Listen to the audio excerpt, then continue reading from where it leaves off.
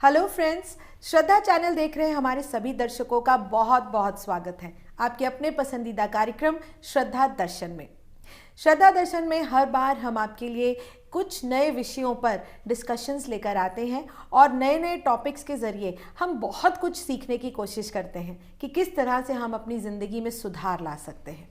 आज का हमारा विषय है वैदिक एस्ट्रोलॉजी और वैदिक एस्ट्रोलॉजी के एक्सपर्ट गीतांशु मल्होत्रा जी हर बार की तरह इस बार भी हमारे स्टूडियो में मौजूद हैं। गीतांशु जी, आपका हमारे इस कार्यक्रम में बहुत बहुत स्वागत। Thank you. प्रणाम जी, प्रणाम।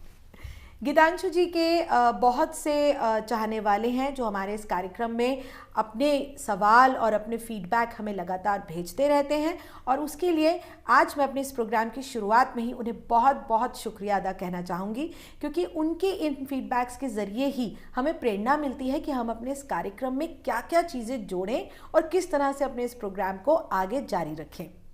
सो गीतांशु जी, आपके कुछ चंद लोगों ने हमसे कुछ इस तरह के सवाल किए हैं जो आज के मेरे इस विषय पर निर्भर करता है, क्योंकि कई बार हमने सुनते देखा है अपनी दादी नानी को, अपने बुजुर्गों को, कि ये ज़रूर मेरे पिछले कर्मों के फल हैं जो आज ऐसा मुझे मिल रहा है। तो ये कितने हद तक सही है?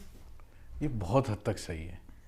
आपको जान के अचरज होगा, बट ये फैक्ट बात है कि हमारे कई जन्म होते हैं और ये आत्मा जैसी कोई चीज़ एग्जिस्ट करती है। ये हम चोला बदलते हैं, हमने ग्रंथों में पढ़ा है, ये बात फैक्ट है।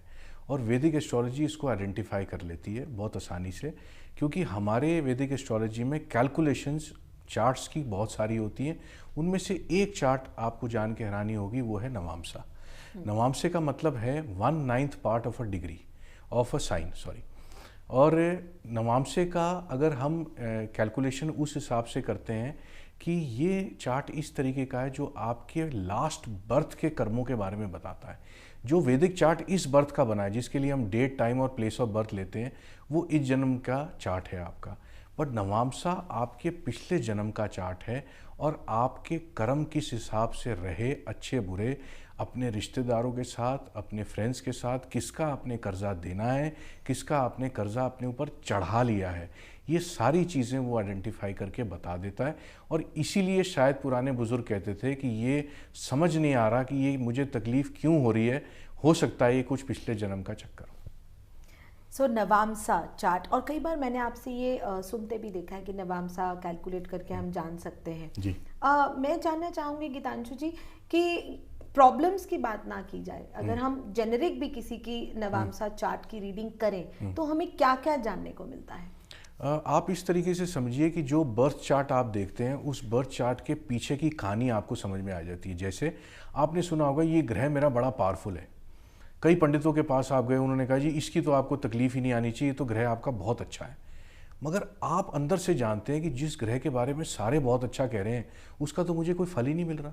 मैंने मान लीजिए नए ज्योतिषियों के पास गया, कईयों के पास गया, मैंने हर तरीके के उपाय करे, मगर वो मुझे फल ही नहीं दे रहा। जैसे नौकरी का एक इशू आ सकता है, लोग बहुत स्ट्रगल करते हैं, बड़े इंटेलिजेंट भी होते हैं और धीरे धीरे धीरे नौकरी में डाउन जाते रहते हैं। उनका अपने हिसाब से पे पैकेज या उस हिसाब से उनका मुकाम हासिल नहीं हो पाता है।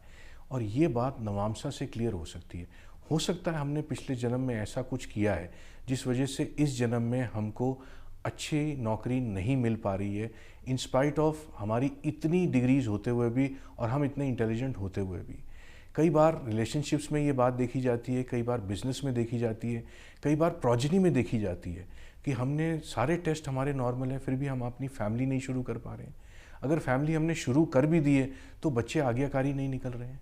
कोई ना कोई प्रॉब्लम इस तरीके की है जो अनएक्सप्लेनेबल है, जो आपके चार्ट से भी नहीं पता चलती। वो सारी प्रॉब्लम्स नवामसे से जानी जा सकती है। यानी कि कई ऐसी अनएक्सपेक्टेड हालात जिसको कई बार या तो इंसान एक्सेप्ट कर लेता है जी कि मेरी लाइफ में ऐसा होना ही लिखा है तो लेट मी एक्सेप्ट, और कई लोग जो थोड़े से एक्टिव होते हैं, जो इन चीज़ों को चेंज करने में बिलीव रखते हैं, वो कहीं ना कहीं जब जद्दोजहद करते हैं तो भी उन्हें उस चीज़ों का रिजल्ट अगर मिल भी जाता है, जैसे सपोज हम जैसे बात करते हैं कि किसी का पैदा होना किसी एक एरिया में, जहाँ कई बार हमने सुना है कि एक गरीब से घर में पैदा होने के बावजूद he has attend too much of success in life. एक कंट्रास्ट हमें किसी की लाइफ की पूरी जीवनी को पढ़ते हुए देखते हुए मिलता है। तो ये कहीं ना कहीं नवामसा भी इसे आइडेंटिफाई कर सकता है, पहले कर सकता है। जी, पहले से ही पता चल जाता है। आपने अभी बहुत अच्छा एग्जाम्पल दिया कि कई बहुत ही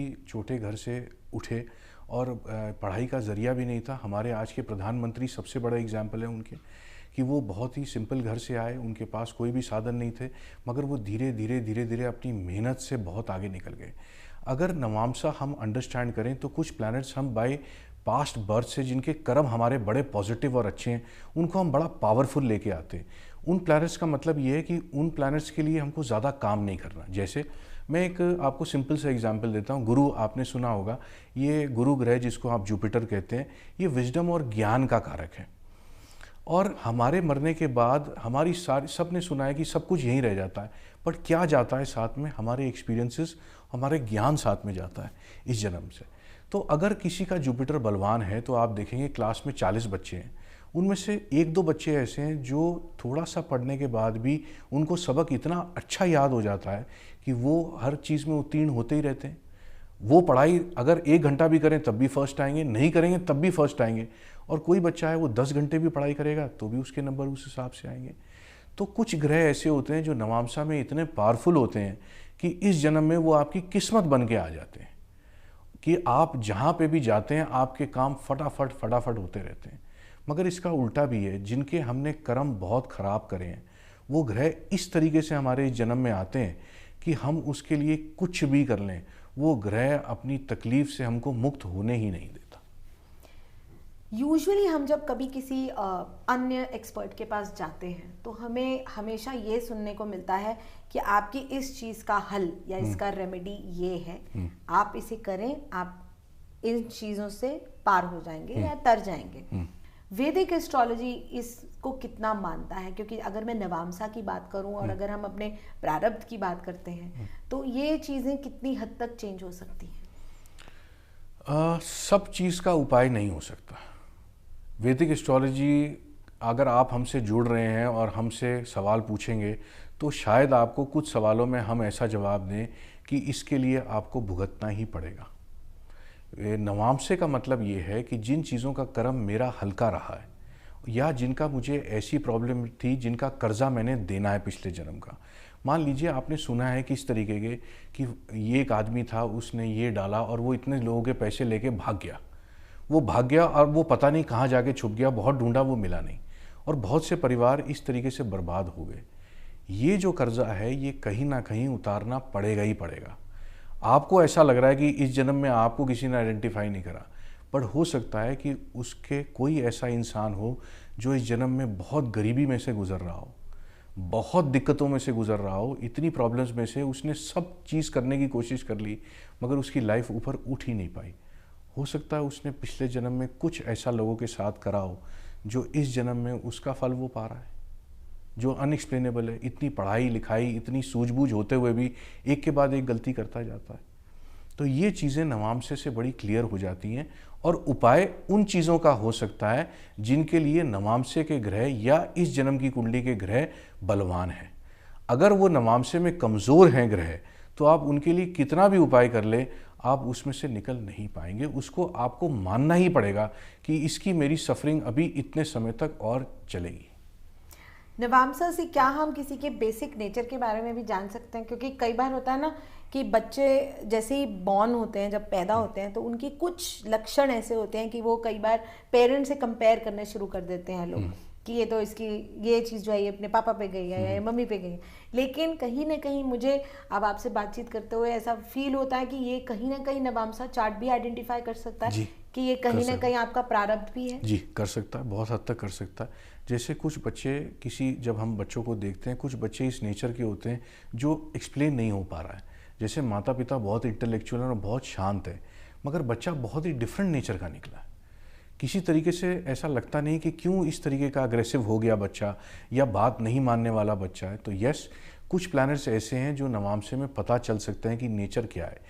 बेसिक नेचर नवामसे से ही चलती है। बेसिक नेचर का मतलब है जैसे मैंने पिछले जन्म में कर्म करे थे, जैसे मैं पिछले जन्म में बहुत अच्छा था, मैंने लोगों के साथ बहुत अच्छे कर्म करे, तो इस जन्म में आप बहुत सॉफ्ट स्पीकिंग, बहुत ही डिफरेंट एटीट्यूड के होंगे। अगर पिछले जन्म में आप बहुत ओप्रेस्ड रहे, मतलब लोगों ने आपको बहुत दबाया और आप अपनी फीलिंग से नहीं निकल पाए बाहर, तो इस जन्म में भी आप ज़्यादातर गुस्से में रहेंगे, बातों को चीख चिल्ला के बात करेंगे, आप में ठहराव कम होगा, अग्रेशन बहुत ज़्यादा होगा, क्योंकि पिछले जन्म से आप उस दुख को झेलते हुए आते जा रहे हैं।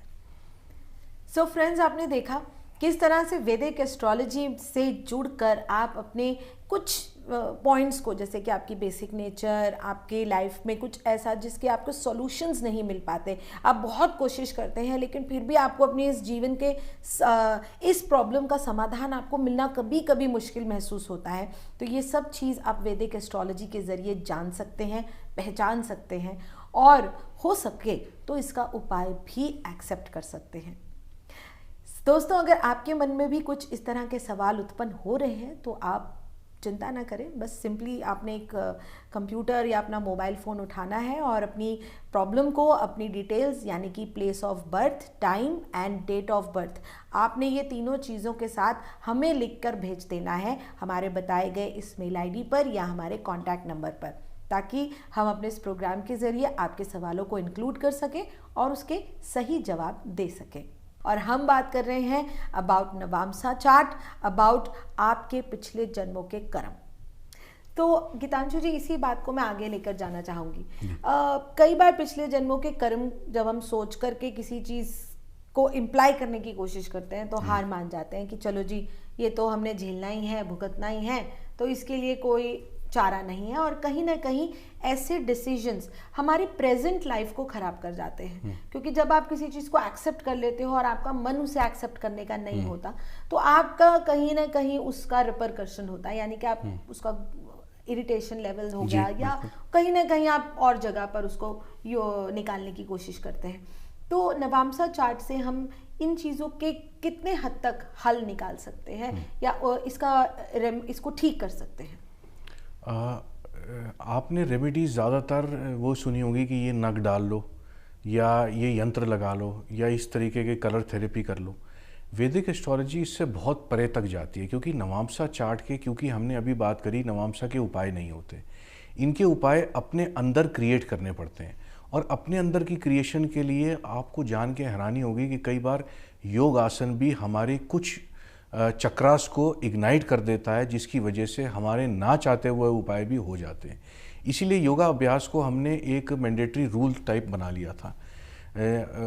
उपाय में नगों की बात आपने सुनी है, मगर जहाँ तक यंत्रों की बात है कि हमने ये यंत्र लगा लिया, ये लक्ष्मी यंत्र लगा लिया या श्री यंत्र लगा लिया, अब इससे बिजनेस ठीक हो जाएगा, ये उपाय काम इस तरीके से नहीं करते। मंत्रों को सिद्ध करके फिर यंत्र बनाया जाता है, और अगर आपके बिहाफ पे कोई मंत्र कर रहा है तो उसकी पावर मात्र 10% रह जाती है। और मान लीजिए आपका ग्रह 40% वीक है और आप उसको 10% सिर्फ पावर दे रहे हैं, तो वो कभी काम नहीं कर पाएगा। ऐसे ही नगों की बात चलती है कि नग आपने डाल लिया, कि आपने कहा कि आपका चंद्रमा कमज़ोर है तो आपने मोती डाल लिया, मगर सिर्फ चंद्रमा मोती से ही कंट्रोल नहीं होगा। इसके बहुत से अलग अलग उपाय हैं, जैसे मोती से 10% आपका इलाज होगा। बहुत से लोग नग डालते हैं और उसके बाद बहुत परेशान हो जाते हैं कि हमने ये करा और हमको इससे कोई रिजल्ट नहीं मिला। उपायों में अगर नवामसे के उपाय आएंगे तो नवामसे का उपाय इस हिसाब से चलता है जो आपको अपने अंदर इंटरनल बदलना पड़ता है। जैसे जिसका चंद्रमा कमज़ोर है वो जितना मर्जी मोती डाल ले, जो मर्जी कर ले, अगर वो अपनी माता के साथ उसका संबंध अच्छा नहीं है तो उसका चंद्रमा कभी भी ठीक नहीं होगा, उसकी सोच कभी भी पॉजिटिव एरिया में नहीं जा सकती। अगर माता के आशीर्वाद नहीं मिला है तो, अगर माता नहीं है किसी कारणवश, तो आप कपाल भारती करिए। कपाल भारती करने से जो श्वासों की तरीका आपका चलेगा अंदर, वो आपके मन को स्ट्रेंथ देगा, और चंद्रमा मन का कारक है। ऐसे ही मान लीजिए सूर्य का उपाय करना हो, तो सूर्य के लिए आप बहुत से नग डाल सकते हैं, बहुत सी जड़ी बूटियों का उपाय कर सकते हैं, मगर अगर वो आपको नहीं लग रहा तो आपने एक चीज़ सुनी होगी, सूर्य नमस्कार। आप सूर्य नमस्कार को अपनी डेली लाइफ में डालें। और उसके अलावा एक शीर्षासन आपने सुना होगा, जहाँ पे आप उल्टा जब आसन ये करते हैं तो आपका सारा ब्लड फ्लो आपके ब्रेन में जाता है, उससे सूर्य नाड़ी आपकी तेज़ होती है और सूर्य आपका स्ट्रांग होता है। ऐसे कई उपाय वैदिक एस्ट्रोलॉजी में हैं जो नॉर्मल कोर्स में आपने पढ़े तो हैं, करते तो हैं, बट हम शायद रिलेट नहीं कर पाते कि वो क्या है। वैदिक एस्ट्रोलॉजी बहुत आपकी इस चीज़ में हेल्प कर सकती है आपको आइडेंटिफाई करने के लिए, खासकर नवामसा के उपाय के लिए। सो आपने देखा कि किस तरह से जो एक सिंपल रेमेडीज़ हैं जिससे कि हम अपने ग्रहों को उजागर कर सकते हैं, स्ट्रॉन्ग कर सकते हैं, और साथ ही सेल्फ रियलाइजेशन फैक्टर्स जो होता है कि हम अपने आप में ही चेंजेस ले आएं ताकि हम और स्ट्रॉन्ग हो जाएं किसी एक सिचुएशन को अपनी ज़िंदगी में एक्सेप्ट करने के लिए या उसको झेलने के लिए। जी। इसी के साथ गीतांशु सर हमारे साथ एक कॉलर जुड़ गए हैं और मैं चाहूँगी उनकी कॉल लेना। हेलो। हेलो, नमस्कार, श्रद्धा दर्शन में आपका स्वागत है। नमस्कार गीतांशु जी, मेरा सवाल आपसे ये है कि मुझे अपनी पास्ट लाइफ जानने में बहुत इंटरेस्ट है। क्या वो मैं वैदिक एस्ट्रोलॉजी के थ्रू जान सकती हूँ, और ये कर्मा से कैसे रिलेट करता है? आप अपनी लाइफ के बारे में या पास्ट लाइफ के बारे में वैदिक एस्ट्रोलॉजी से जान सकते हैं। आप हमें अपनी डिटेल भेज दीजिए जिसमें डेट, टाइम और प्लेस लिख के भेज दीजिए। हम उसको कोशिश करेंगे, या कोई ऐसा सवाल आपका हो जो आप नहीं आइडेंटिफाई कर रहे इस टाइम से, वो आपके नवामसे से देखा जा सकता है। रहा आपका दूसरा सवाल कि पास्ट लाइफ के बारे में, तो यस, पास्ट लाइफ के बारे में बहुत हद तक हम आइडेंटिफाई कर सकते हैं, खासकर उन रिलेशनशिप्स का जिनका कर्जा है आपके प्रति, जिनका आपने कर्जा उतारना है, या वो रिलेशनशिप्स आपके कारगर ठीक नहीं हो पा रहे, या बिजनेस के या घर की ऐसी चीज़ जो ठीक नहीं हो पा रही है और आपको लगता है कि बहुत मैंने उसके लिए काम करा मगर उसमें मुझे रिजल्ट नहीं मिल पा रहा, वो आप डेफिनेटली क्वेश्चन हमें लिखिए, हम कोशिश करके ज़रूर उसका आंसर देंगे। अच्छा गीतांशु सर, अभी जैसे शिवानी जी ने हमें कॉल किया, जी। मैं जानना चाहूँगी कि वैदिक एस्ट्रोलॉजी से हमारा यूथ, जो हमारी यंग जनरेशन है, वो कितना कनेक्ट हो रही है? I am amazed. मैं सिर्फ इतना कह सकता हूँ कि शायद यूथ ही बहुत ज़्यादा हमारे इसको आइडेंटिफाई कर पा रहा है, क्योंकि यूथ की प्रॉब्लम क्या है कि उनको सब चीज़ लॉजिकल चाहिए। आप अगर उनको ये कहेंगे कि ये खा लीजिए इससे आप ठीक हो जाएंगे, ये पहन लीजिए इससे ठीक हो जाएंगे, वो नहीं मानने को तैयार इसको। उनको एक साइंटिफिक रीज़न चाहिए। और वैदिक एस्ट्रोलॉजी जब हमारे पास कोई आता है, जब हम उसको एक्सप्लेन करते हैं कि आपका ये ग्रह इस हिसाब से वीक है और ये चीज़ें आप फेस कर रहे हैं, तो शायद वो आइडेंटिफाई कर पाते हैं और हमारे कहे पे वो चलना चाहते हैं। और ये बात भी बहुत साइंटिफिकली प्रूव हो चुकी है अब तक कि पास्ट लाइफ एग्जिस्ट करती है। रिग्रेशन में लोग ले जाते हैं, हिप्नोसिस के थ्रू आप जा सकते हैं। वैदिक एस्ट्रोलॉजी इन सब को कुछ नहीं यूज़ करती, सिर्फ आपके चार्ट को यूज़ करके बता सकती है कि आपकी पास्ट लाइफ में ये दिक्कत थी और आप इनको चीज़ों को ठीक कर लीजिए तो आपकी आगे लाइफ बहुत अच्छी हो जाएगी। उपाय ज़रूरी नहीं है वो हो सकता है, it could be change in lifestyle, it could be change in your thinking pattern, या it could be change in your daily routine. आप अगर अपना डेली रूटीन भी बदल लेंगे तो बहुत से ग्रह आपके ठीक हो जाएंगे। इसी के साथ मैं एक और बातचीत जानना चाहूँगी, क्योंकि अभी तक हमने रिलेशनशिप की बात की है और इसी के साथ अपने पैदाइश की बात की है, लेकिन अब जब हम बात करते हैं कि हमारे घर नहीं बन पा रहा है या हमारी इस काम में हमें सफलता नहीं मिल पा रही है, या मैं आज बाहर सेटल होना चाहती हूँ लेकिन मैं किसी कारणवश मैं नहीं हो पा रही हूँ अब्रॉड, ना पढ़ाई के लिए ना सेटलमेंट के लिए, तो ये क्या हमें इच्छाएं समझनी चाहिए अपनी कि मेरी कुछ ज़्यादा ही ओवर एक्सपेक्टेशंस है अपनी ज़िंदगी के प्रति जो पूर्ण नहीं हो पा रही, या इसको भी मैं नवामसा के चार्ट से प्रारब्ध में रिलेट करूँगी कि ये शायद इसलिए नहीं हो रहा क्योंकि मेरे पिछले कर्म थे? नहीं, मैं ये समझता हूँ कि इच्छाएं हमारी क्षमताओं के हिसाब से उजागर होती है 95% लोगों में। हम 5% ही ऐसे लोग हैं जो अपनी क्षमता से बहुत ज़्यादा ऊपर सोचने की कोशिश करते हैं। कई लोग उसको अचीव भी कर लेते हैं, कई नहीं, बट 95% जनरली लोग अपनी सीमा में चीज़ों को अचीव करना चाहते हैं। जैसे मान लीजिए अभी आपने कहा कि आप बाहर जाने की बात कर रहे हैं, इसका मतलब आप अब्रॉड में सेटल होना चाहते हैं, मगर क्या आपके चार्ट में लिखा है कि इस धरती का कर्जा आपका ख़त्म हो गया है, इन लोगों, इन रिलेशनशिप्स, इन लोगों से आप मुक्त हो चुके हैं, तो आप नई जगह जाके सेटल हो सकते हैं? नहीं तो आपकी एप्लीकेशन बहुत बार रिजेक्ट हो जाएगी, जबकि वो एप्लीकेशन बिल्कुल पूरी भी होगी तब भी। वो कहते हैं ना, बिल्कुल 99 पे आके आपका काम रुक जाता है। तो आप बहुत से हमारे पास केसेस आते हैं जिसमें लोग बाहर सेटल होना चाहते हैं, मगर अनफॉर्चुनेटली उनके हॉरोस्कोप में बाहर सेटल होना लिखा ही नहीं है। तो आप क्यों स्ट्रगल कर रहे हैं उसमें, इतना टाइम वेस्ट करना, इतना पैसा वेस्ट करना, आप क्यों नहीं यहाँ पे उतना पैसा और श्रम लगाते और यहाँ अपनी लाइफ अच्छी कर लीजिए। बट उनके जिनके लिखा है कि मैंने 7 समुंदर पार ही रहना है, वहीं की रोटी खानी है, वहीं का पानी पीना है, क्योंकि मेरा कर्जा यहाँ का मुक्त हो चुका है, उनके लिए नवामसा बहुत मदद कर सकता है। ये चार्ट बता सकता है कि यस, आप अब यहाँ पे आपका ख़त्म हो गया दाना पानी, अब आप बाहर जाके सेटल हो सकते हैं, वहाँ के सिटीज़न बन सकते हैं, और वो लकी भी रहेगा आपके लिए, क्योंकि दोनों एस्पेक्ट हैं। लोग बाहर गए, सेटल हुए, और ना कुछ कामयाबी की वजह से वापस आना पड़ा उनको, इधर भी जो एसेट थे, जो पैसा था जुड़ा हुआ, वो भी गया, और वहाँ भी कुछ नहीं बन पाया। तो नवामसा इसकी मदद कर सकता है कि मेरा दाना पानी आगे कहाँ लिखा है।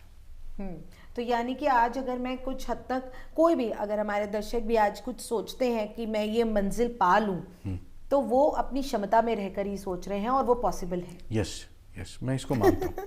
तो यानी कि आपके अगर मन में कोई भी ऐसा सवाल है तो आप प्लीज़ हमें लिखकर भेजें। हमें आपके सवाल, आपके फीडबैक का रहेगा इंतज़ार, और ताकि हम अपने अगले आने वाले एपिसोड्स में उनको इंक्लूड कर सकें और आपको उसका समाधान बता सकें।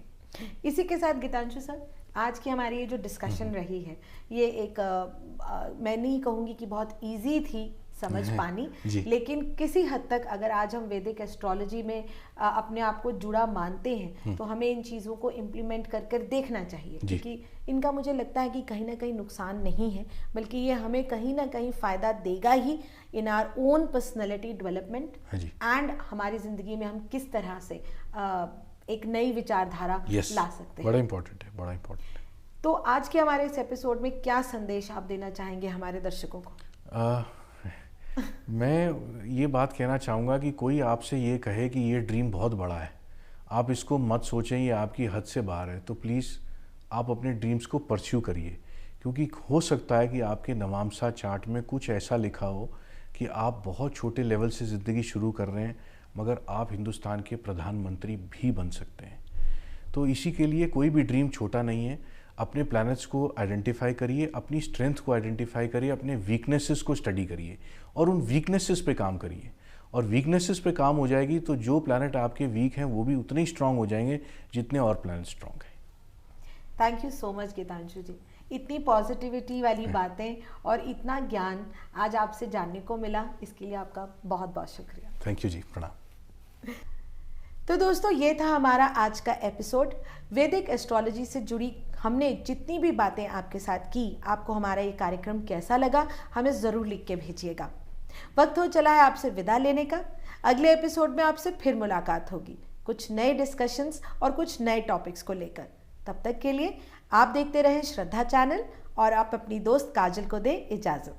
नमस्कार।